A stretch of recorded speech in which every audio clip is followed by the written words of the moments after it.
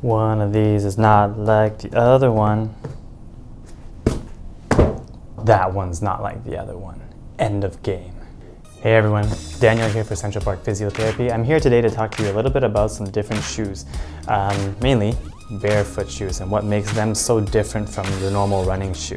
Whoa, look at it bend. So, what's so different? Why is it helpful or not helpful? And should you be using it to help with your running and your training?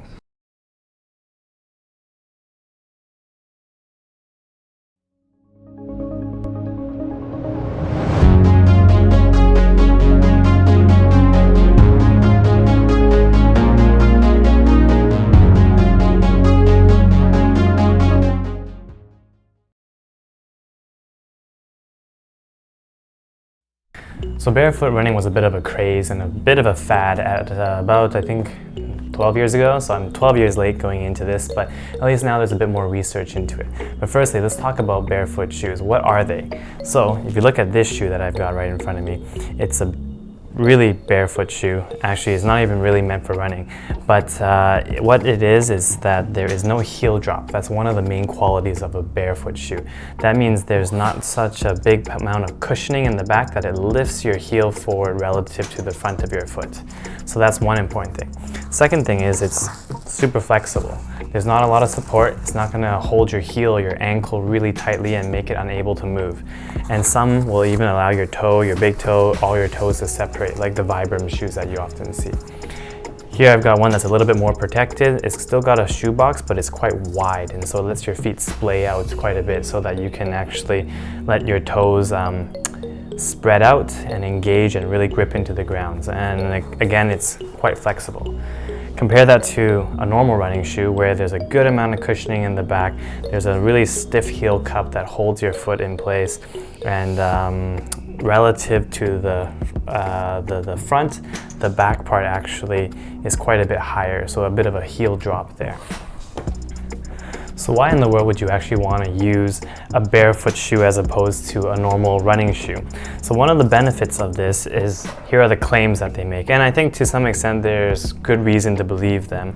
There's some research that's out there to verify this, but honestly the research is all over the place, the variables are all over the place, their outcome measures are everywhere, so it's not easy to decipher whether or not things are actually going to be helpful in the long run. But I can definitely give you my advice as a physiotherapist. So a barefoot shoe, like I said, has very little cushioning, so that does a couple things.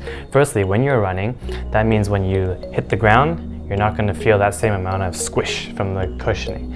That's going to actually make it so that you change the way you run. So instead of landing on your heel when you, now let's get this out of the way, when you land like this, you don't land on the heel. Instead, you'll land more on the midfoot or forefoot. What that does is it allows your ankle to soak up some of that impact, and that will change the way you run. So when you're running, you don't actually want to be making a huge heel strike, because it seems that when you do that, there's quite a good bit of research that says that it shoots more force back into your knees and into your hips and into your back ultimately and the rest of your body. So when you land midfoot or forefoot, that allows you to absorb some of it and transfer it a little bit better. The other thing it also does is it changes your cadence. Because you don't want to be taking big, huge honking steps and smashing into the ground, you take lots of little steps. The optimal cadence, they say, is about 180 steps per minute. So you take smaller steps and quicker steps, but they end up translating to the same amount of distance, and you might actually be even more efficient throughout it. Another benefit to running with barefoot shoes is that because of that change in how your foot strikes the ground, instead of landing on your heel, you'll be landing more midfoot and forefoot. So especially when you land on your forefoot, but also with the midfoot, what happens is there's room for your heel to drop a little bit afterwards. What happens then is that when it drops down, it stretches your Achilles tendon and gives you a nice amount of elasticity that stretches and saves up and then launches you off for your next step. And so when you multiply that for each step over, say, like a 5K run, a 10K run, a half marathon, a full marathon, you're saving a lot of energy that could be used elsewhere. Your muscles don't have to work, so it's not an active structure, it's your tendon, which is a passive structure. So it's stretching and then it's just recoiling, as opposed to your muscles, which you have to actively contract and use energy towards that to make it spring and push you forward. So it's a real great saver of energy when you look at it in a longer run.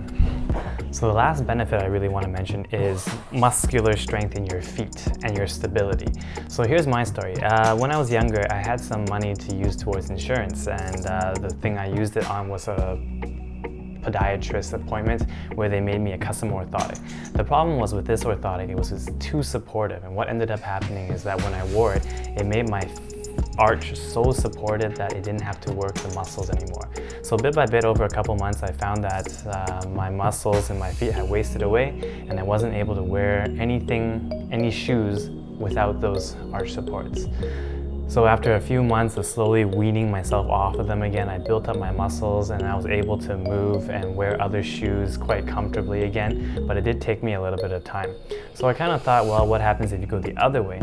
So I started running with these Merrell Vapor Glove 4 shoes, and I was shocked. One day I looked down at my foot and I thought my arch had actually collapsed because there was this huge bulge that was coming out from the inside of my foot. So I thought to myself, holy cow, did I just ruin my feet?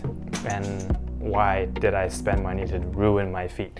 But as I looked more closely, I realized it was actually one of my muscles that had gotten so big that it stuck out in the middle, and I thought I had ruined my feet.